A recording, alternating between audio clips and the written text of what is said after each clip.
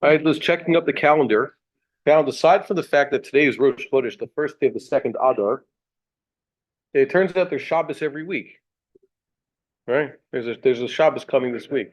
Heard that, so it means it's really worthwhile to learn Masechet Shabbos. Unlike some other Masechtas, you get a lot of experience putting it into practice, right? Or putting it not into practice. Shabbos is all about avoiding doing certain things. So let's see here. We were, I think last week we saw the Malach of Borer, right? Someone correct me if I'm wrong. I'll put this on this. A little bit of a question that I think they'll bring us to the topic we're supposed to do today. We're going to be on Ayin Daled Amud Beis, if I'm not mistaken, but Ayin Daled Amud Aleph. We have a discussion here. Do you remember what's the exact the meaning of this brisa? We saw a number of opinions over here. Micah Amar. It said here. Where's the exact line? Tana Rabbanan. Okay, this should sound a little bit familiar. Hold on. There's other people joining us. Okay. People just joined us virtually. That's good. Tana Rabbanan. Hayul fanav minei ocholin borer v'ochel borer u'maniach. Y'all should remember this. He has a few types of food in front of him. I guess let's say it's in all in one basket. So it says he can sort through them, take what he wants, and he eats it. Or he sorts and puts aside. We said also that this is quite vague. What does it mean? Why? The low yivror, but he should not select. So it just said he selects, he eats, he selects, he puts aside, but he shouldn't select. And if he did so, he's liable to bring a sin offering for what he's done wrong. So this is ambiguous, and we saw there was a number of ways offered by a number of Amoraim how to interpret this teaching. Right? What was the bottom line we got to? Easier, I put my notes here. We saw who offered a suggestion. There was Ula offers a suggestion, and he's challenged by Rav Chisda, and Rav Chisda offers his own interpretation, and he's challenged by Rav Yosef. Rav Yosef offers something which is rejected by Rav Hamnuna, and Rav Hamnuna then gave his own opinion, which Abaye rejected. And Abaye seems to be the bottom line because eventually Rava endorses Abaye. So how many suggestions do we have there? Is someone counting? Starts at once again. We'll go through Ula, Rav Chisda, Rav Yosef, Rav Hamnuna, and Abaye. 5 different interpretations of this teaching. The bottom line was like Abaye. And if you were reading, let's say, your Rambam, you'd find that is the halacha. I'll read you what Abaye's interpretation was. Ela Amar Abaye, Boreru Ochel La'altar. La'altar is short for al-atar, means right then and there. And that's where you get the Yiddish expression la'alter. La'alter also means right away. So Abaye was saying that he takes what he wants to eat, borer, the ochel la'altar. He eats what he wants right away, takes out, let's say, the apples from the oranges, uvorer uminiach la'altar. Or he can take out and put aside what he's going to eat very soon. I guess right before he sits at the Shabbos table. However, but for the rest of that day, talking about Shabbos, he should not select what he wants. And if he did select something for much later, it's as though he has actually selected to put aside in the Otsar. The Otsar is a storage house, and he is now liable to bring a chatos. So we're familiar with that. That's the halacha. That's what you find in halacha books, and that's what they teach you in school. That's how you could do it. Basically, don't select that which is not what you want. What you want is called the food, and what you don't want is called the psola. By the way, there many have this teaching that if what you're talking about here has no food or psola, there's nothing that's necessarily wanted and nothing that's rejected. Psola was thrown away. Sometimes here, it's just the food he doesn't like. That happens to me sometimes. Around my house, they make a fruit salad. I'm talking about my children. They like doing it on Shabbos. I don't like raw apples. So I just can't touch that salad because it's going to be too much of a hassle. They already mixed it up together. No fruit salad for me on Shabbos. But technically speaking, there's a way to do it in the right way and the wrong way. But let's say you're talking about, I don't know, silverware. what they call cutlery in British. Okay, you have there a bunch of stainless steel forks, knives, and spoons. Let's say you had 20 people at a Shabbos meal, and they've been cleaned now, and now you want to resort these things.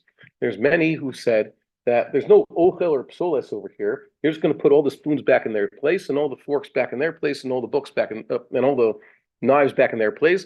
And I think the example Rabbi Avi Grossman mentioned was books. It has a whole stack of books. Why? He was sitting and studying on Shabbos. He took one of his Shulchan Aruchs off the shelf, and he took a Torah off the shelf, and he took some Mishnayos off the shelf, and a Chumash over here, and now he has a whole stack, and he has to put everything back. Doing such a return of items where there's no ochel or psolas selecting, but just putting everything back in its place, that's not considered a selection on Shabbos. So we're familiar with this halacha as it is. But right before this, right before Abaye gave his opinion of how this brisa should be interpreted, which became the halacha, by the way, we had, well, whose suggestion? Rav Hamnuna. Rav Hamnuna read this as borer ve'ochel ochel mitoch hapsolet, borer uminiach ochel mitoch hapsolet. So what should he be doing? He should be taking the food out of the, I guess, the refuse, what he doesn't want. And psolet mitoch ochel lo yivor. They shouldn't select the refuse, take out, let's say, the peanut shells and the peanut, what do you call the paper around the peanut? It's not even natural paper. Whatever it is, that's what you don't want. What? Sorry? Oh, the skin? Okay, peanut skin, whatever it is, that's the best example. And you shouldn't do that. Now, the thing is that Rav Hamnuna's reading was rejected by Abaye. Abaye said, Mafkifla, Abaye, Midei ochel mitoch psolef katani. Did the brisa, is it possible you could read it that it's talking about ochel mitoch psolef? You're adding too many words to this brisa. It doesn't seem that's what the brisa meant. So Abaye offered his own interpretation. Yet, even though Rav Hamnuna is now rejected in favor of Abaye, as per Rava's testimony, you should know Rav Hamnuna's statement and his interpretation, the way he understood this rule that Rav Hamnuna has given us, is also accepted by the halacha. You notice? There's a Rambam line, so that you've also known that. No, that's another thing you're not supposed to do. When you do the permissible form of borer on Shabbos, it should be the food, so to speak, from the psoles, and like Rabbi said, it should also be done for use right away. So this interpretation isn't necessarily rejected. My question is, so what clue did the poskim have that they should accept Rav Hamnuna's rule, even though, like Abaye points out, it is not readily, I guess, discernible, or it's readily derived. It cannot be derived from this price. So yet it is still halacha. Did you touch on this matter? No. Okay, so it's a good question just for the kiyas, that is to be familiar with how the Talmudic process works. How did the sages after the Talmud, let's say Rambam and the Tur, know to include Rav Hamnuna's rule, even though his derivation has been rejected? Anybody want to offer anything? Anybody seen anything? So I'll offer something we have here is that Rav Yosef's rule was rejected by the argument, but still accepted by halacha because look at this. The brisa assumes that a certain type of brera is permissible, even though the Mishnah explicitly prohibited it. Let's go back a second. Well, where's the Mishnah? Oh, let's turn back a page. Here it says the avos malachos, right? According to this Mishnah here, haborer is the type of person who has committed a chil Shabbos. He's desecrated the Shabbos, right? It's part of the list. So brera or berur, sometimes it's written in the pa'al, sometimes in the pl. It's the same thing. The Mishnah assumes that borer is forbidden. Okay. Yet we have this brisa, which now is starting to tell us that there is a permissible way to do it. That's the whole problem with the brisa. The brisa seems to talk about, but there is a way to do it right. We don't have this, for example, writing. It doesn't say hakosev is chayav chatos and Shabbos, and then we have a brisa which says the kosev shouldn't do it this way, the kosev shouldn't do it this way, he could do it that way. You don't have exceptions. Or for cooking, for example, there's no exception to the cooking malacha the way that it got introduced over here. There's no, well, I'm cooking ochel that I'm going to use right away, so now it's permissible. Correct? You don't have such a thing. So the fact that this brisa introduces this idea that there's already some form of borer that is permissible, even though I know, last daf, we were introduced to this concept by being told that it is inherently forbidden, means there must be some manner of doing this that is permissible. That's the assumption of the brisa. So even though it is correct that Rav Hamnuna cannot read what he is reading into this brisa, at least as endorsed by Abai and Rava, the assumption is correct. There must be some other source for what Rav Hamnuna is saying. So that brings us to the next malacha. We're going to be on Ayin Hey Amud Beis, I think, right? That correct? The exact line we're supposed to study, maybe it's at the bottom of Ayin Dalid. Someone correct me if I'm wrong. We're talking about sorting through turmusim, which are a type of bean that they would cook a lot, and it's not changing page over here. We'll start on Ayin Dalid on the base. We'll go to a new malacha over here. It says the malacha of Tochen. What is Tochen? Anybody ever grind wheat? Oh, really? Not wheat. Well, what'd you grind? Medication. Okay, grinding medication. Okay. Compounding pharmacist. Oh, you were a pharmacist. Okay. But most don't do this. Well, with a mortar and pestle, they don't do that anymore. You probably have a machine that does it. No. But No. no. So what do you use? Use them. Yeah. Oh, I thought you said you don't do this. Okay. No, I said most pharmacists. Yeah. Don't know. They taught it, but it just, Yeah, everything comes probably prepared already, right? almost. Yeah. And also here, surprisingly, this is something you discover. The dentists in this city many of them are Arab. Yes. Surprising. You live back in Chutz La'aretz, your dentist is probably another Jew. So too with your pharmacist. Your pharmacist is where we come from. It's Saltzman and Goldstein and all these pharmacies, and before the big chain pharmacies came. And here the pharmacist is an Arab. But you know why? Yeah, okay. Go figure. Are pharmacists? I don't know, because it's a good job. Because they couldn't get into medical school. Oh, okay. That's practical. Okay, I guess it's their revenge. Okay. Well, okay. Here we go. Let's see. Grinding, tochen, or milling something. As you can imagine, the tehina over here is typically referred to as the grinding of wheat or milling wheat. But I guess the tolda would, or the toldoth would therefore be grinding all sorts of other foodstuffs or anything that is meant to be needed afterwards. So we have here, what does Rav Papa tell us? Hayman, defarim or defaris? What do you have there? You have a mem sofit or samech? And why would that be a question? Because mem sofit is sometimes confused with the samech. They look very similar, right? So we'll see here. You look in your Rashi, for example. It says he insists that the faris. You see that the Rashi. I think my printing of Rashi has a samech, not a mem sofit. Normally, lifros means to cut things. It means some sort of chopping. Rashi says the mem garcinon. It's supposed to be a mem. Why? Some people have with the samech, including the printer who printed this Rashi. I don't know. Look in your Rashis. I have the computer here. It says with the samech. Yeah, also in this printing over here. But this is not the original Rum printing. They changed it around a little bit, as you can see. They added a different. They changed the font. They made it bold. So Rashi's telling you it should be with the mem sofit, which is not the typical verb we would have expected. Velo b'samech, no samech. Kedefarish b'ha'ir v'arotev. It says, or v'arotev. Sorry, I have a crack in my screen, so I read it wrong. My kippah firma. It's talking about over here that if a person were to cook something, he's cooking the animal's skin, and there's some gravy in there also, and the kippah is what's left in the pot afterwards, and they call it pirma in Aramaic. So this act of cooking, the shoresh is pei resh mem. Has nothing to do with the word parim, by the way. And he also says, for those of you who know Old French, it's minsayr belaz, and mechatechol hadek means cut it up really small. I think if you look in Tosfos over here, well, yeah, okay, mince. Oh yeah, mince. But isn't mincing like a Germanic word? Okay.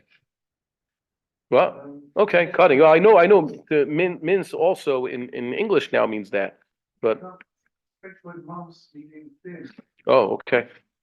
I don't know. There are not enough Frenchies around here, so.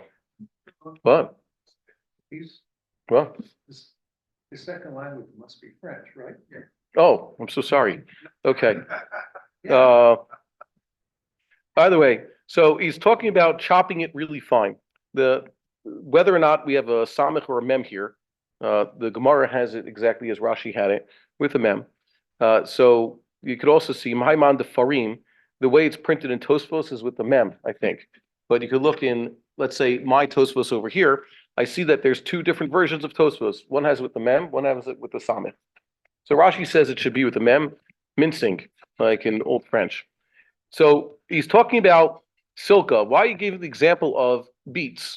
Someone is chopping up beets fine on Shabbos. Chayav mishum tochen. So he is liable for violating the Shabbos. And, we have to explain what is the nature of the violation. So the nature of the violation is that he's committed the labor of tochen. And Amar Rav Menashe, Haiman de Salit Silte, Chayav mishum, hold on a second. Mishum tochen. Someone who's salit silte. What is salit silte? It means he's, according to Rashi, eitzim dakim la'avir eish. He's cutting up, I guess, branches of wood, small ones, but we call tinder, in order to make a fire. So we do this around the house. We don't use, for our barbecue grill, we don't use natural gas. We don't buy the ready briquettes. We actually just gather firewood for it, which works just as well. So to start your fire, you need smaller, finer wood that catches first just with the match, and then that starts the other thicker pieces of wood. So Rashi says, well, must have been a Boy Scout. You. No, know what- no, whatever. It's a very simple thing. You could learn it. You have to make a fire. I think my father was a Boy Scout. He showed me how to make a fire. So, I was. by the way, okay. In the olden days, it was good. Yes. I think I came here and I said that it was a rabbi, a local wise man, talked about how it's terrible here in Israel. Some kids joined the Scouts. Oy Gewalt. And I was surprised. He's my father's age, and I was wondering. I said I would figure guys who joined the Boy Scouts in the 1950s and 60s would have had at least solid citizens. What's the problem with joining the Boy Scouts? Even religious Jews joined it. It wasn't anything contradictory. He said the Scouts here in Israel was usually a secular Zionist movement. The Scouts here, the Tzofim, were militantly anti-Shabbos. So part of their shtick was, I guess they would even tell you how to build a fire dafka on Shabbos. So if a boy was going to the Tzofim here, the Scouts, it meant usually he was off the Jewish derech. Maybe he wasn't being disrespectful to his parents, but it wasn't the thing to do. So I guess culture shock there. So you look in Tosfos over here. Tosfos mentioned something that's important, a major kula. He says, Dafka besilka shayach tchina. When we're talking about the issue of chopping up this vegetable, Rav Menashe was talking about cutting up firewood. The first opinion, which was Rav Papa, was talking about chopping up a particular vegetable. He says beets, cutting up beets, then shayach tchina. Then we could say that now he's doing an act of milling. Aval sha'aro chalin sharei. If you're talking about other foods, chopping them fine, it would be permissible. So Tosfos here is a major kula. Chopping up your cucumbers or chopping up your carrots really fine on Shabbos would be permissible, and not just pater aval aser. Sometimes when we learn Shabbos, we're going to say not chayav but pater. It still doesn't mean mutar. Patur means exempt from punishment, but there's still a prohibition here. So Tosfos are very makel. We'll hold on to that point because it's going to become a little bit more relevant when we look at other sources. Rav Ashi says ikapid amashchata. Or a mashachta. What's a mashachta over here? He says it means he wants them to be cut to size according to Rashi. When you're preparing your firewood, take the branch from the tree. You're taking off the smallest, finest ones, so you could put those under the make the teepee first out of those. You don't really care about the size. But here, if he's actually cutting the branch to size, hayav mishu mechatech. Now he is liable for violating Shabbos. Hold on. Because he's cutting something to size. That's what mechatech is. What's the question? So apparently it's not cooked yet. We haven't introduced any cooking into the equation. We're just cutting it. Not previously. Maybe it was previously cooked. The point is you're cutting up your beet really fine. I'm assuming it's raw because we haven't introduced this idea yet. And most vegetables were cut up before they were cooked. In Chazal's times, if you were gonna cut something and then, or if you're gonna cook something and then cut it. So that makes a little more sense, but you should have just cut it before you cook it, usually. That makes it go faster. So why do I bring this up? Because now let's introduce what the Rambam and the classic Mefarshim understood about this. Well, more surface area, and that's why you grind up your medicines. Also, there's more reactive and more exposure and all that. Activated charcoal is actually full of surface area. Apparently, it's also used as an antidote for you take the wrong medicine or something like that. Yeah, they used to make me learn these things. Yeah. Maimonides has something over here. That's Rambam. You look over here, there's a point. We have the Ein Mishpat, and you look at Aleph. This is taken straight from Hilchot Shabbos in the 7th parak, but Rambam mentions it a few times. He's mentioned the 7th parak and the 8th parak and the 21st parak, some with slight different modifications if you're learning your Rambam. And he says, he adds the words Levashelo. That's what you're getting at. Rambam says he's chopping up the vegetable. Twice he mentions the intention of chopping this up fine is for the sake of cutting it up for cooking. Okay, it's a pre-cooking act. Normally, when you cook your vegetables, once they've been chopped up, it usually comes out into some sort of soup. So this would be analogous to the grinding of wheat. Why? Because when you make the flour, now you've made a lot of particles about it, but you don't eat your flour as it is. What do you have to do with your flour? You usually add water or something else. If you're trying to make a pasta above a kisnin, you don't want water in there, so you add oils and eggs, juices, other things that holds it together. That's what we call kneading. So it usually leads to something else, grinding up. So too, when you chop up your vegetable and you're then going to cook it, it's going to be reunited, so to speak, all in one soup or whatever it is you're going to make with it. So yeah, the implication of what Rambam's saying is, chopping up your vegetables. He doesn't say specifically beets, unlike Tosfos. Tosfos just says you can't chop up beets real fine, but everything else is permissible. Rambam says it's talking about yarek. It doesn't just mean beets. Cucumbers and carrots also, whatever else you're eating. Even kohlrabi around here, people eat that. So he's chopping up fine, but for cooking.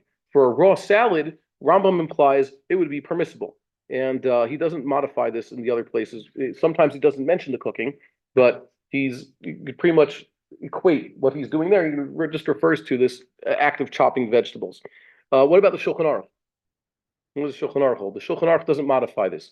Modifying, by that I mean saying chopping it up fine in order to cook it. The implication of the Shulchan Aruch is chopping up fine in the style of pre-cooking, but even if it's for salad, would be forbidden on Shabbos. Okay? The Shulchan Aruch is like that, and that's of course much more strict than Tosfos or the Rambam. Who's the Shulchan Aruch following in this case? That's the Tur. The Tur also does not add that levashalo issue. He seems to hold that any way you chop up your vegetable too fine is forbidden on Shabbos, which is why you probably know there are those who, when it comes to cutting salads on Shabbos, they cut larger than they normally do during the week. Okay. What about vegetables you wouldn't cook? Has anybody here ever cooked a cucumber? I mean, no people cook cucumbers? Huh? Okay, well, but l'daito eitzel kol b'nei adam. Also, I was in a restaurant somewhere over there up on King George Street, and also once they had, I guess this was about 7 years ago, they actually had cooked cucumbers. They chopped up cucumbers. I guess they were missing the vegetable they wanted to use. I can understand if I was making a salad. Let's take, for example, tomatoes, peppers, onions. Those are sometimes eaten raw, and sometimes they're cooked. But cucumbers and lettuce are not cooked. Anybody here cook lettuce? That would be considered destruction of the lettuce. Yet, for similar vegetables, we cook them specifically, like spinach. People eat spinach raw and cooked. They don't mind that. What happens to spinach when it gets cooked is similar to what happens to lettuce when it gets cooked. But the lettuce, we consider that destructive.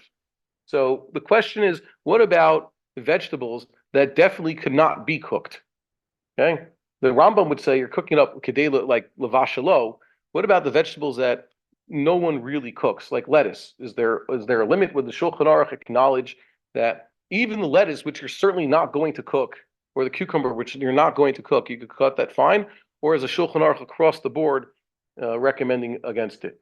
So I don't know. There's not enough literature on the matter, but like I said, there are those who just play it safe. All Shabbos long, they keep their vegetables from being cut too fine. Questions about that? Oh. Yeah, so there Moshe Feinstein said that things like avocado and banana, they don't get cut into pieces. Instead, it just becomes a mush. Okay, and making a mush necessarily is not grinding, because grinding you don't have to knead it. It's already kneadable, perhaps. But then you could say that if you were to add something to your avocado, what are you doing? You're not just adding avocado. You put lemon juice and salt into there. Assuming you, let's not get into squeezing the lemon. You have lemon juice already prepared. So you're making a concoction of lemon juice, salt, oil, and avocado. Maybe that's an act of kneading. That might be a problem. Okay, there are those who permit it. Similarly with bananas, although people don't put lemon juice on bananas. What? Yeah. Yes. Allowed to squeeze lemon juice into solid food. Yes, yeah, we were taught that. I just said I don't want to, that we're not talking about juicing right now, so I don't want to get into that. Why is it that permissible? I understand I could squeeze the lemon over my salad, or I could squeeze the lemon over my avocado, but suddenly I can't squeeze the lemon over a cup. What's the practical difference? So when we get to Schita, we'll discuss that. Yeah. Making salad, when you put it in the fish, and you Yeah. so. You're allowed to mix things on Shabbos. There's no. It doesn't create I guess. Well, what's the chemist's word for that? It doesn't create a new compound. It doesn't compound it. It just makes pieces of. It makes every vegetable have a little bit of oil. I guess your vinegar, lemon juice, salt, pepper on it. Yeah. It just. You're not, what's the word?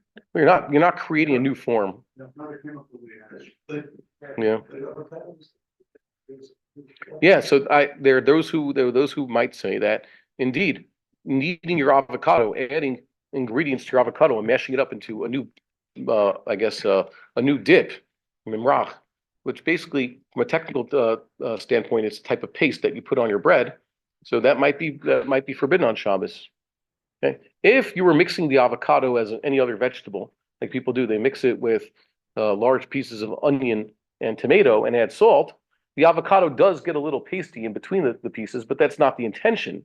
The intention isn't to make it so everybody, I guess, would permit such a thing. But don't be surprised if there are those who are, stringent in the matter, because there's a lot that Chazal didn't say. There's a lot of vegetables that we have today that Chazal did not have. One, because we have refrigeration, so we could bring in vegetables from all sorts of places and have them even when they're out of season, and also because we discovered America, so we brought in a lot of vegetables that Chazal never dreamed of, like the tomato. Makes you wonder what the Italians were eating with their pasta for a few centuries. But then again, the pasta itself was brought from China, so before Marco Polo, Italy must have been a pretty boring place. It says here, lush. Oh, what? Well, okay. Yeah. Yes. Is freezing things a malach on Shabbos, by the way? We should discuss that, because we're not going to find this here. In the olden days, was freezing even was something you could even discuss? And you could have made ice. How could you make ice?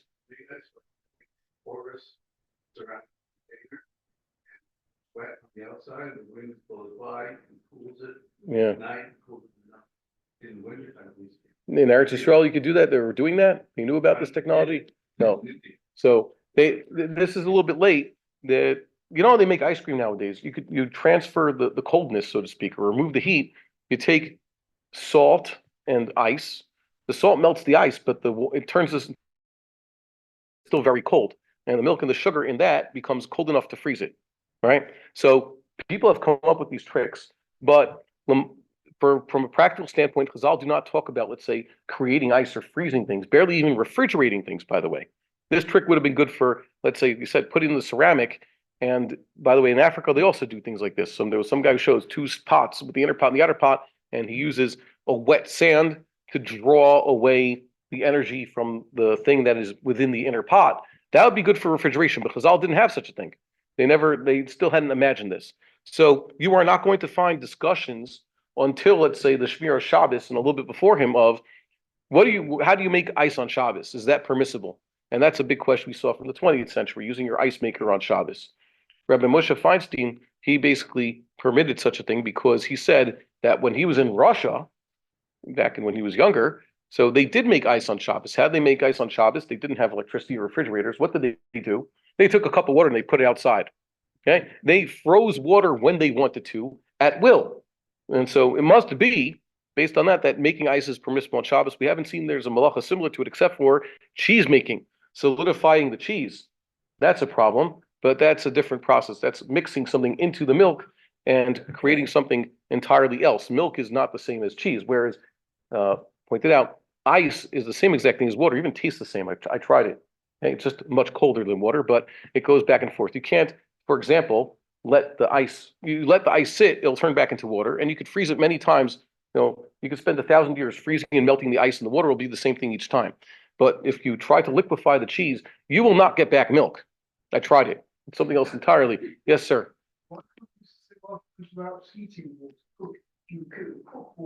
Yeah. Okay, so the problem with that is Chazal said cooking water is a malacha. That's a tradition that they would boil water for the production of the materials for the Mishkan. So that we've been told, and using the fire to boil the water. But not only is this ice making thing permissible, it's actually pretty passive. When Rav Moshe Feitz was describing was, you don't do nothing. You just put some water outside and it'll turn into ice because of the cold. But if you want to boil your water, you have to actually do something. And that's considered productive, yeah? Yeah, yes. And as Mr. Shore is pointing out now, Chazal recognized this and said, if you could passively cook your water on Shabbos, in Achinam, you could cook anything passively. How do you cook something passively on Shabbos? You put it in a pot and leave it in the sun, or put in a pot and find a volcano or some other action like that ready to happen, and then take advantage of that. Natural heat sources that are good enough to cook water or foods are permissible on Shabbos. And by the way, who does solar cooking on Shabbos nowadays? How many of us practice solar cooking water on Shabbos? Every one of us who has a dud shemesh. Okay, every dud shemesh is a solar water boiler on our roofs. Maybe people in Jerusalem don't have. Not every apartment has. But that's something we take advantage of. Yes? Well, something over there? No?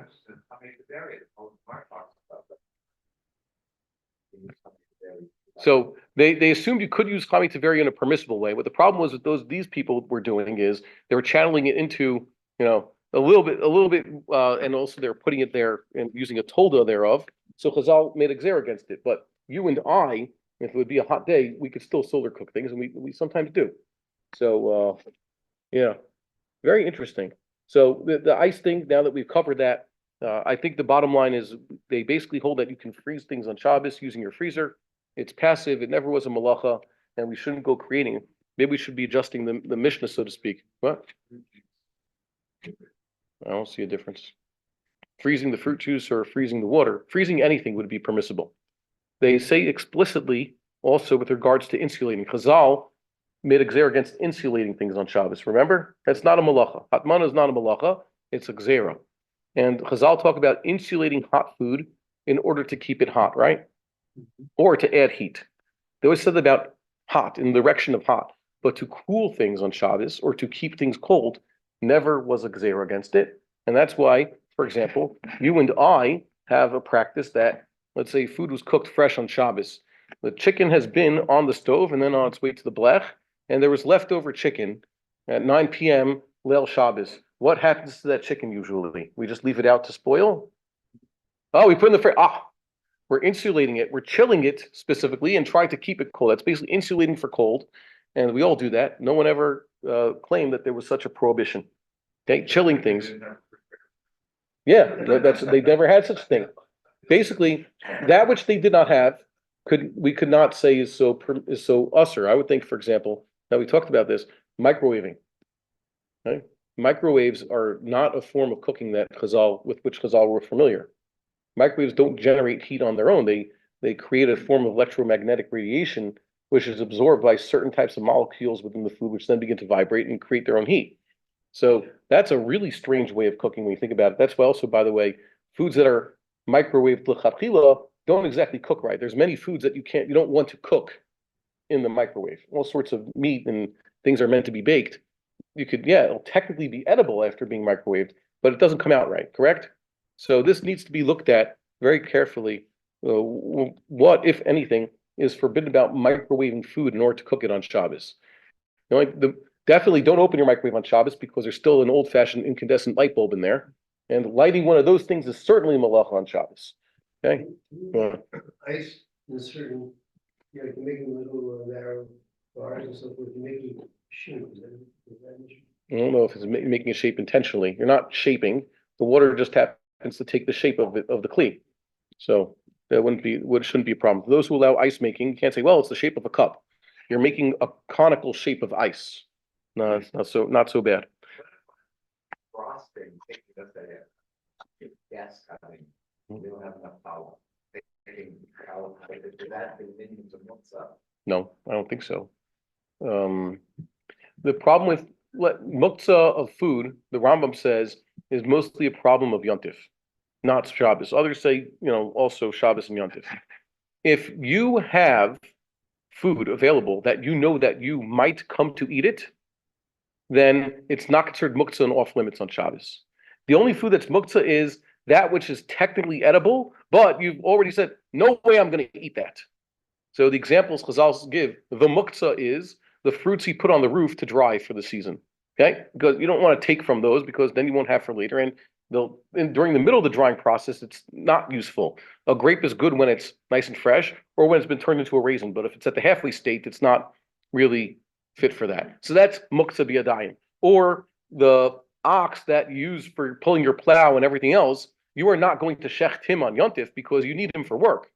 But the other animals that you already said, I will perhaps shecht that chicken or that turtle dove or even that sheep because I might want to eat it on Yontif, that's permissible. So too, you have that challah in the freezer specifically for this purpose. You didn't say, I need to save this challah for God knows what, because you want to dafka burn this challah erev Pesach, let's say. I don't know why if you have a purpose. Instead, you had that challah for this purpose. So in a chinami, it's not muktzah. You've left it there so that you can use it for Shabbos. Yeah, so I think that'd be fine.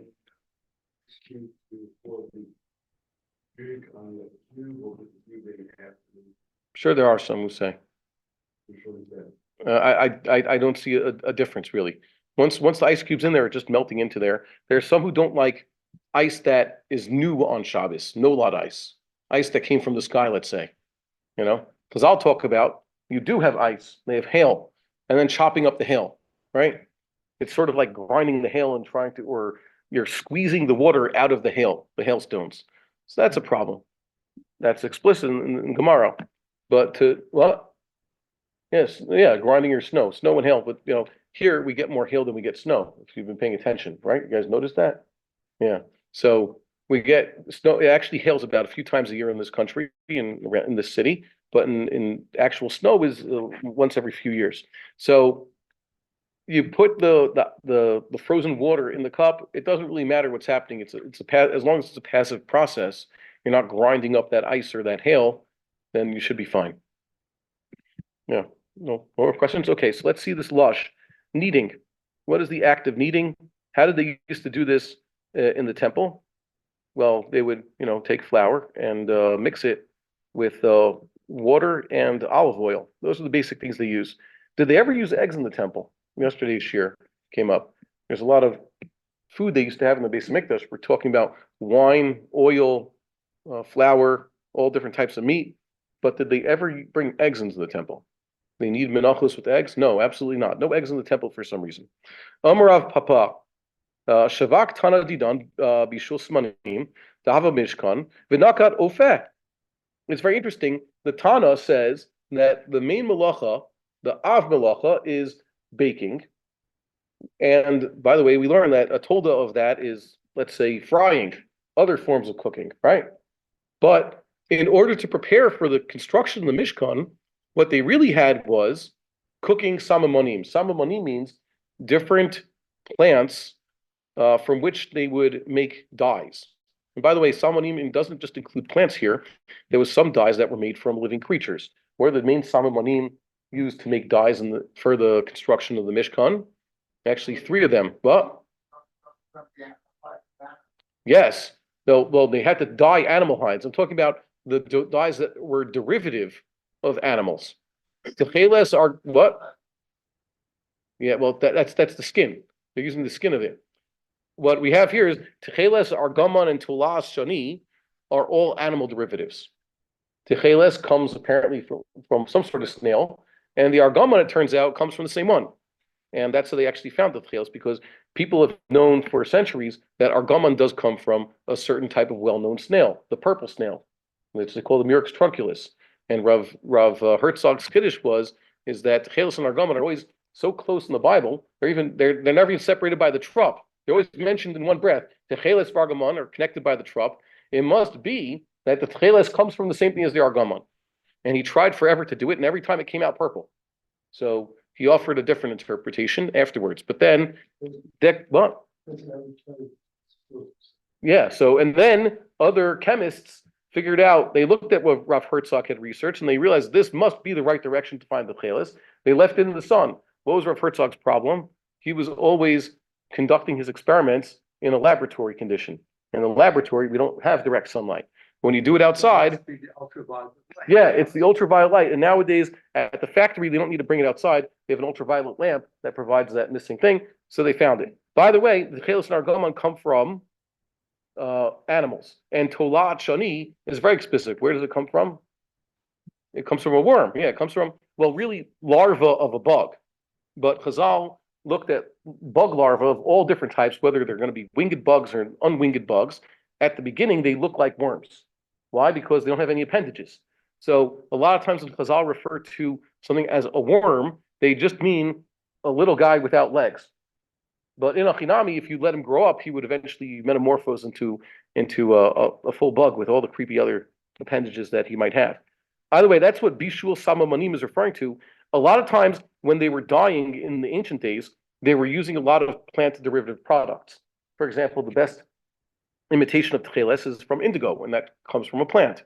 And we're going to see woad and madder, which are two common herbs that they used to make also a type of blue and a type of red, as Rashi points out. But all these are called samamanim, even if they're both plant and animal derivative. And by the way, the Rambam disagrees with everybody about the argaman. He says the argaman comes from a totally different source, unlike everybody else. The argaman comes from a different type of bug. Okay, very interesting. The lock, if I'm not mistaken, it comes from a bug that he identifies as the bug they were using to originally use to make nail polish, red nail polish. Okay, laka, as he writes in Arabic, and that's why they call it nail polish in modern Hebrew, lock. So, well, the incense? No, because bishul salmonim. The incense was not made for anything cooked, all raw. So, what is Rav Papa saying here? To construct the tabernacle, they needed different types of fabric that was dyed, correct? We need to dye things. Orot elim me'odamim. You take ram's hides and you redden them. So they weren't going to use Tcheles and argaman or Tolat Shani, just means redded. So they were probably using the woad or the madder that we're going to read later, a vegetable derivative, to make these large quantities of red dyed ram skin.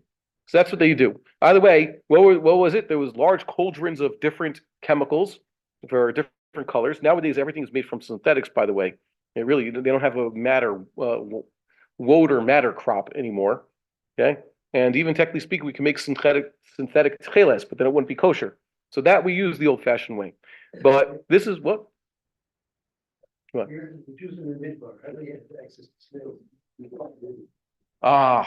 This is very important. It says, whoever had with himself. Right? First, whatever they could grab from the Egyptians. They took the wealth of Egypt with them, and the wealthy Egyptians had quantities of these things. But still, to make even larger quantities, they traded for it. It's been pointed out in the Gemara in Yoma, and the Netziv writes about this, but also we should think about this and say, yeah, this should be obvious to us. When Bnei Yisrael were in the desert, sorry, I shouldn't say desert, it should be more accurately wilderness. For a long time, many people knew where they were. We're talking about a large population. Many other nations came to do one of three things to Am Yisrael: make war with them, which is well attested to, so they came to fight. Others came to join with them. Best examples are Erev Rav, we're not so happy about, and people like Yisro. Okay, Yisro knew to come there. And others came to trade with them. Okay, because trade is good. Trade is mutually beneficial, and for people who had caravan routes and all that, they know, look, these people have left Egypt with a lot of gold and silver. Maybe it's good to trade with them. Okay, so there was a lot of trade going on. As a matter of fact, sometimes this trade was used to our disadvantage. Moshe Rabbeinu explicitly offered to engage in trade with which groups? Edom, Ammon, and Moab. Okay, so it's not, and Midianites and Moabites came on their own as a subterfuge to trick certain Jewish people into doing sins. But before that, this was just regular. So they traded for what they did not have. Okay, and it shouldn't come as a surprise that that was actually quite lucrative for those involved. So the Bishul Samamonim is something that was happening in preparation for creating the Mishkan, and that's cooking. And therefore, the baking, which was not done in preparation for constructing the Mishkan, should be a tolda of Bishul, not the other way around. What did they bake for the Mishkan? Meal offerings, and lechem apanim, right? But that was not for the creation of the Mishkan. Okay, those are types of offerings. Moshe Rabbeinu did not ask the people, you know what? Every day we're going to have 2 lambs on the altar, so everybody bring some lambs. They did not ask for that because it's not part of the construction. And no one donated a bull, even though a bull is a central part of the sacrifice on what day? But today, today, Rosh Chodesh, right? Everybody knows what today's korban was. That's, well,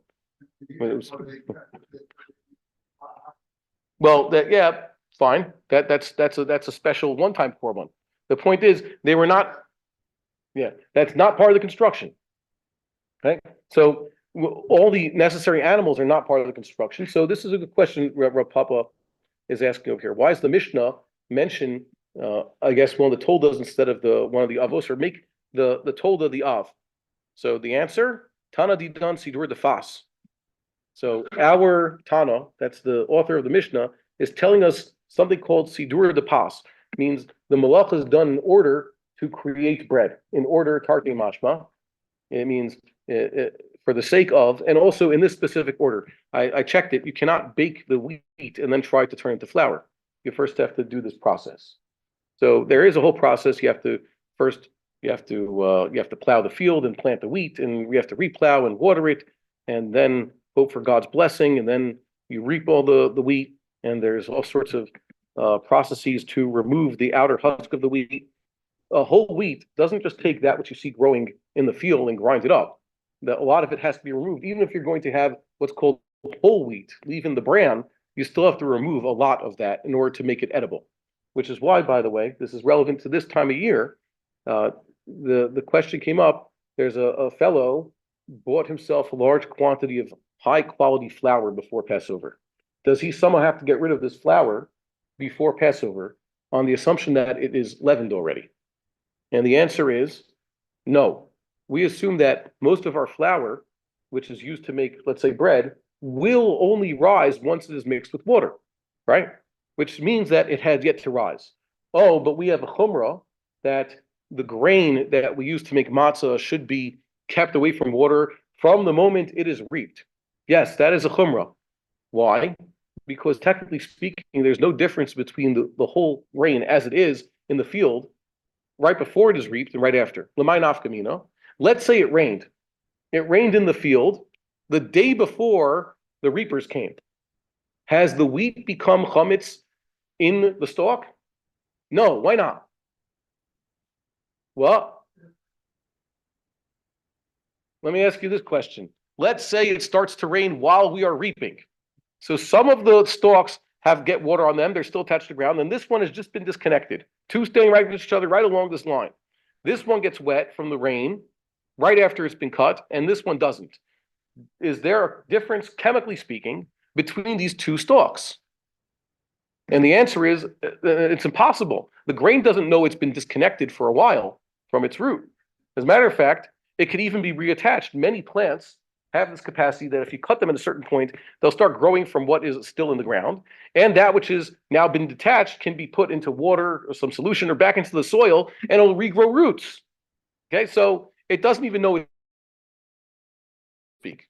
So what is going on here? Why is it that they're so careful to keep the grain protected from water, even from when it is reaped? It's because in the ensuing processes, we have to remove the outer parts of the wheat.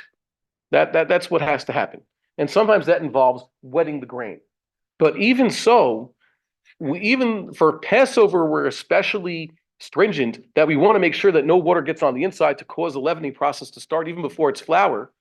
In reality, it's a very unlikely scenario and therefore we don't have to worry about most of the flour that we have that's been turned into chametz already. The part of the process of removing this outer husk is also sometimes involves washing it, so to speak. It doesn't mean giving it a bath. It doesn't mean soaking it in water. It just means there's a little bit involved. But that water does not get to what's called the endosperm of the grain, the part that actually has the starches and the enzymes that could cause leavening. And that's why we're not so worried about it. So yeah, we are machmir, shmur mishatz ksira. But for example, you won't find every Rishon had such a chumrah. And in a pinch, for example, I think if this, I'm not mistaken, we have to learn about Pesach soon. As you know, that's my shtick.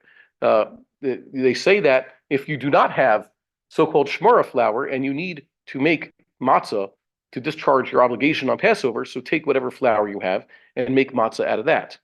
Okay, so Rambam's not going to say, for example, that you have to make sure that the wheat was guarded from getting wet from rainwater, let's say, from the time you reaped it. It's more from the time of milling it. Okay, so good halacha to know. So he's talking about Sidur de Pas, and this is one of those things. Okay, good. My car's still outside. Good, no one stole it. Let's see. He says that's what the Mishnah was talking about. The Mishnah is talking about grain. The Mishnah is talking about making bread. What is the advantage of using Sidur de Pas to describe all these malachas? When we discuss making bread, we're able to discuss all the malachas that go into it. How many malachas do we get there? We talked about plowing, and we're watering the grain, the seeds, and we're plowing again, and we're reaping, and we're grinding. What else? Baking. There's all sorts. What? Threshing, zorer, borer, etc. Marakid. There's so many things you could do with wheat. Whereas with the samamonim, there's practically nothing to do. You pick the leaves and throw them into the pot and start boiling them. Okay, and then you get to sovea. So there's about 3 in there. Sovea is when you finally dip the wool or the skin or whatever it is into the hot liquid that they use as the dye. Let's see here. Amar Rav Acha bar Rav Avira Haiman deshades sichta la'atuna chayav mishu mivashel. Wow, this is a complicated one. This is not the first time this is mentioned in Shas. No, actually, this is the first time, but it's not the only time. What is happening here? He's taking a peg and he's putting into the atuna, that's the oven, in order to what? Why is he throwing a peg into the oven? What did he use a peg for? Dry it. Okay. What is a peg made out of? Wood. Okay, good. It's wood. Anybody who ever used peg? Okay, I guess people have gone camping before. Okay. Nowadays they don't make pegs out of wood. They make it out of metal. What? Copper? No, they're talking about wood over here. Okay. So a wooden peg. No, the pegs were not made out of sidos. What does it say about Mishkan? Nechoshes. There were ones made out of copper for the Mishkan. But here he's not talking about pegs for the Mishkan or making a peg. He's talking about cooking. Okay, the pegs for the Mishkan, if they were made out of and more accurately bronze, the pegs for the Mishkan didn't need to be put in the oven. Here, this is talking about a man who puts his peg in the oven, his wooden peg. Why is he doing that? To harden it. He wants to dry it out. So here we have the introduction of the idea that cooking can also happen with regarding that which is not intended to be eaten. Not just cooking foodstuffs, but also cooking what's called kalim. A kli is entirely different. Kli means a man-made implement that has a purpose. It's made from raw materials, but has a purpose. So everything around us is halachically a kli. Anything from furniture to musical instruments to this cup. If it wasn't made out of plastic, it would be a perfect example of a kli according to Chazal. And also our clothing; those are also considered kalim from a halachic standpoint, as opposed to food. Food is not a kli. So why do we care if food is not a kli? The answer is kalim get contaminated by different forms of tuma than do foodstuffs. And kalim can be purified from different forms of tuma, whereas foodstuffs cannot be purified unless we're talking about water. And then there's a way with a mikvah, but even that's a little bit difficult. So best of luck. Now, Rashi says here, he's chayav. Chayav mishum mevashel. Wait, we're not going to read Rashi. I'm going to read you first what the Gemara says here. Pshita. This should be obvious to us. Why do you have to mention this? Baking the peg in order to harden it, or I guess dry it out. Of course, that's a form of cooking. What is the novelty in this teaching? Mahu detema. What would you have said? Lisharuri mana kami kavin. You would have said he's just trying to strengthen this kli. Mana is a kli in Aramaic. That isn't strictly intention. He's not trying to cook it. He's trying to strengthen it or harden it. This verb over here, l'sharore, it's actually a gerund. The shorish is shin reish reish. That's not such a Hebrew thing. L'shorer in Hebrew means to sing, like l'shir, right? Mishoreri means those who would sing in the temple. Here it says l'sharure, means to strengthen in Aramaic, which is why modern Hebrew word for muscles is, anybody know? Shririm, yeah, okay, there we go. So it's from strength. Kamash Balan, the mirpa rafe, the hadar kamit. Kamash Balan, here's how you should be the understanding this. First, it softens, and then it sort of shrivels and hardens. Ooh, let's read Rashi now. What is the Rashi has to add a lot to this that'll help us understand this. Rashi says the shadash sichta sheishlich yated lachla tenur cham liabasho sheyit kashet. First, yes, he took a wet peg, he tossed it into the oven. For what purpose? Well, he says a hot oven. What purpose? Liabasho sheyit kashet. The intention is to dry it, and then it'll become harder. That's the intention. So you would have thought that this mere intention is not cooking. It's just trying to harden something. By the way, do you try to do that with food? You take your food because it's too moist. You want it to dry out and harden in the oven. Do we do that to any of our foods? Yes. You want it to dry out? Well, you want to. Well, bread, maybe. Yeah. You By the way, have for a soft boiled egg, you want to make an art. for some reason, this was considered a havamina that it's okay. I guess because it's not food. To harden an object, the havamina was somehow permissible. Kamash Milan, the mirpa rafe. He's actually softening it. What does Rashi say?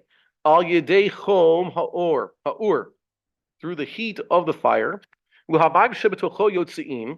water within it comes out. And after the water has come out, then it sort of shrivels a little bit and hardens. The chi rafe bereisha, when it softens at the beginning, havi bishulo. Here's the problem. What's Rashi implying here? This is an amazing thing. You would have thought that sticking this peg into the oven in order to remove the extra water and hardening is all that happens. Water goes out, peg hardens, no malacha has happened. Rashi tells you, Komash Balan, actually the first step is, as the water's coming out, the thing softens. First it goes through a softening process, and then it hardens once it's lost enough water.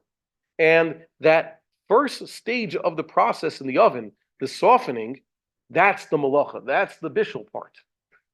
Okay? You would have thought just hardening, that's the intention, and that's all that happens. No, there's a softening aspect. So softening the thing at the beginning is what makes it a malacha. That's where the bishul lies. So the implication is that if you were to have imagine some other type of object, another implement that you do toss into the oven, and the entire purpose is to remove its water content and harden it, and it does not go through this softening stage, it would not be at least chayav. Maybe it would be permissible, maybe he would be pater for doing it, but not chayav for doing so on Shabbos. Yeah, so that's a problem, because if you're dealing with something that's beged, okay, the type of kli that's beged, so that's part of the laundering process. Actively drying it, and sometimes part of the laundering process. We'll see. They talk about ironing the clothing.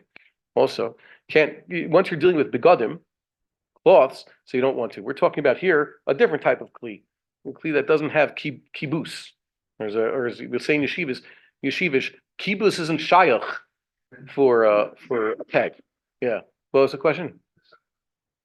If you have a piece of cold, fresh lumber. Yeah. And warm it up, it will be softer. Yes. And then when you dry it up, you kill the hardening what you do. Yeah. Yeah, they use lumber, and we're talking about for construction lumber. You want to harden it. Why do you want to harden your lumber? Well, it makes it stronger, obviously. Yeah. So this is a very interesting idea that Rashi's brought up here, because Rashi's implying that it's only that stage of the initial softening that leads to a prohibition or a liability, chi of chatos. Okay, so let's see what Tosfos says over here. This is a good Tosfos. Those have it. Does everybody here have a Gemara, by the way? Am I the one with the Gemara? Right. Oh, I'm so sorry, but isn't everybody learning the same thing I'm learning? Okay, fine. What? Sheets. Oh, well, I'm just okay, whatever. I figure if everybody's learning Gemara, just print it out over here. Send you this print out this daf for next time? Yes, please. Okay, here. I'll send it to you. Okay, I'll send it in during the break. Okay. I use, by the way, in front of me, there's a website over here that basically has the Tzura Sadaf as is. Okay, available for, but I highly recommend don't use sheets necessarily. When you learn a real classic text like Gemara, get your own Gemara so you can put your own notes in there. This is the third time I'm writing up a Masechet Shabbat. About once a decade I do this, and then I compare my notes even. So it's good. Don't rely on something that's just on a computer screen because nothing lasts. The computer turns off, you change the window, and suddenly it's just gone. Okay. So Tosfos says here, Hachi Perusho, Ve'ein bo bishul klal. Your Mahud Desema was that if you're just trying to put this thing in the oven so that it would dry out and become harder, so there wouldn't be any bishul involved at all. Ein bo bishul klal. Kamash balon. Therefore, we learn, Dinihi de l'sharore mana kami kavein. Yes, his intention is to strengthen this object initially. Bishul mihu yeshbo. There's still an active bishul going on. If there was only drawing out this object and letting it get strengthened, there wouldn't be anything. Bishul yeshbo demir parafe. First, it softens. The hadar kamit, and then it becomes hard. There's a softening stage in the middle. The chayav, and he is liable for having cooked something on Shabbos. That's the first thing. So Tosfos is basically like Rashi, unless I'm missing something here, but we hear Rashi's voice here. Aval ein lefaresh. Okay, don't explain it this way. Here's the alternate way of explaining it that Tosfos is telling you not to do. Kamash balon delo amrina l'sharuri money kamet kavein. Therefore, it teaches us that no, we don't give him such an excuse. L'sharuri money kamet kavein would not be a malacha. No, it still is a malacha. Just strengthening it would be a malacha. That's not what you're supposed to say. Who, by the way, says a thing like this? Rambam says a thing like this. We're going to see. Okay, the Ferak Ein Mamidim in the parak called Ein Mamidim, which is in Avodah Zarah. He gives you a source. Avodah Zarah Lamed Ches. What are they talking about over there? They're talking about. I'll give you the context. There was a fellow, a Jewish guy, who was baking. I think it was a dalat. Okay, some large vegetable that he needs to bake in the oven. So a Jew is not supposed to have his food cooked by an idolater. Okay? That's called bishul akum. Really, it's bishul goy in the uncensored text. That's not kosher. Chazal wanted us not to associate with them to a certain extent and get too friendly. So they're not supposed to cook our food for us. Even if we're talking about food that's technically kosher, they're not supposed to do the cooking. Makes you wonder, every single establishment that's like a hotel here has non-Jews doing the cooking. So how do we get around that? So there's supposed to be a Jew around who participates a little bit in the cooking process.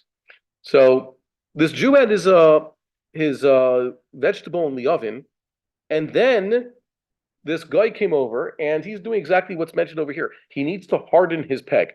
The oven's a big thing. There's plenty of room in the oven, so he'll just throw the peg into the oven, and he's not even cooking. But perhaps the fact that this guy added something to the oven has now created a problem for the Jews cooking. So it says, Gabe Hai Nochri Deshada Sichta Latuna. There was a Gentile who threw one of these pegs into the oven. Ikava Bar Yisrael Kara Me Kara Shap your dummy. If the Jew had already, it says, buried his kara, that's this large vegetable, in the oven from the outset, shap your dummy. So this act that the guy has now messed with the cooking, he's opened the oven and thrown something else in there, we're still fine. Ufarich pshita, and there the Gemara asks, so what are you trying to teach us? We would have thought this is bishul akum. So he says, umishani mahu dethema. The answer is, what would you have said? Levashuli mana kamikavim. The guy is trying to cook an object. Okay, he's trying to harden this. He's trying to somehow change this object, this peg. Kamash belan l'sharu mani kamikavim. No, he's not trying to cook the peg. There's no active cooking here. He's just trying to harden it. The bottom line of this Gemara is what? That the guy's intention is to harden the thing, not to cook. Wait a minute. That was what the Kamash Malon here in this Gemara in Avodah Zarah is the bottom line. Okay? The guy is trying to harden the peg, therefore he's not messing with the cooking process. And that's what happens to the peg. The peg doesn't cook, apparently. But you and I know that, wait a minute, the peg technically goes through an act of cooking beforehand. Whereas in our Gemara, over here, we contrast this, we see that that's the Mahu Detema, the Sharuri Mane Kamikavi, Kamash Balan. Well, it also involves an act of cooking. Oh. Okay, so we have to be a little sharp here. So what's going on? What we do hold that there is, okay, it must be that there is an act of cooking going on here because that's what our Gemara says. But also we look at the intentions. We look at the bottom line. The intention of this guy was the Shur Mane Kamikavim. At the beginning, the Tosfos says here, don't say it says Aval Elif Arish Kamash Balan Delo Amrinan the Shuri Mane Kamikavim. Our Gemara had this Havamina. The intention of this fellow is just to harden the thing. That's why you shouldn't put the peg into the oven. Kamash Balan, it is, yes, he was trying to harden it, but there's also an act of cooking involved that he cannot escape. The Kamash Balan isn't, yeah, that's a good answer. Really, his Havamina was to strengthen the thing exactly. Even though the guy could have such a thing. The guy could say such a thing. There is a Havamina here. Oh, we don't see the Tosfos in front of us. It says, Kamash Balan, Dehani l'sharui mane kamekavin, bishul mihal yesh. Don't just say that it's the opposite of the Havamina. There is a Havamina. The Havamina Gemara is there. The Kamash Balan says, yes, the Havamina is good, but not your Havamina is wrong. Okay. Now, why do I bring this up? Because it's a little bit difficult. Rabbi Bronchfield, I remember learning this. He asked us for a definition of cooking from this. What is cooking on Shabbos? Okay. Anybody know? Anybody have a definition of cooking? And does cooking really apply to objects? Because they say here, yeah, that technically speaking, we have an example over here that softening this object would be cooking it, but hardening this object is not an act of cooking it, right? And we have to take that into account, even though, and the way Tosfos and Rashi read the Gemara is that if the sole intention was to harden this object, that'd be fine. But the problem is the object softened. So apparently softening an object through the heat of the oven, that's the malacha. Let me ask you something. Now let's get back to our kitchen. What? Many things chemically change. A lot of it's due to the denaturation of proteins, the way the proteins fold depending on their heat. The best example is the egg. The egg, as most of us are familiar, in its raw state is mostly liquid. The yolk and the white are both in a liquid stage, and the white's not even white, it's clear, has no color. Yet, when you apply heat to the egg, suddenly all the proteins have different forms, and you're dealing with something that is solidified. So eggs solidify through cooking. Yet I also know that if I were to take, let's say, butter or cheese and cook them, they would liquefy. Many foods actually go through different stages. Some things become hard or solid or solidify, and some things liquefy or soften up when I cook. And there's many different foods that we eat that go through all sorts of processes. So with regards to food, you and I must acknowledge that it doesn't matter whether or not this foodstuff is being softened or hardened, the end result is achieved through the use of heat. But with regards to kelim, we'd actually have to look at it and say, well, softening, that would be bishul, but hardening would not be bishul. That's what comes out from this. But that's not unanimous. That's far from unanimous. But, well, psik reshe de no lichale, well, that's the next daf. Okay? So maybe psik reshe, what about a no lichale, but is a psik reshe, is there an actual result from the psik reshe? Or is it something that's not even noticed? Okay, so we'll get to that. I just wanted to bring up here that there's a problem here. Rambam says, you look in, well, we should bring a Rambam. I forgot my Rambam here, but I have it in my notes over here. In the sixth paragraph, what, you have a question? Fine. We'll finish with this. This is the ninth paragraph, the sixth halacha. Rambam writes that hardening and softening are both melachos, even with regards to kelim. The next Tosfos will say here, that there's a machlokas, binyan bekalim. So Rambam says, yeah, there is the ways you could build a kli, and hardening and softening through fire are both forms of cooking. He reads the Gemara differently, as a different din altogether. If Rabbi Bronspiel said, what is cooking? Once you get to there, things you could harden, things you could soften. Cooking means using the heat of fire to achieve a change in the substance that you want. Okay? The achievement of the change that you want in the substance. So that's why it's a good definition, the way the Rambam has it, for both food and non-food substances. So what's the question?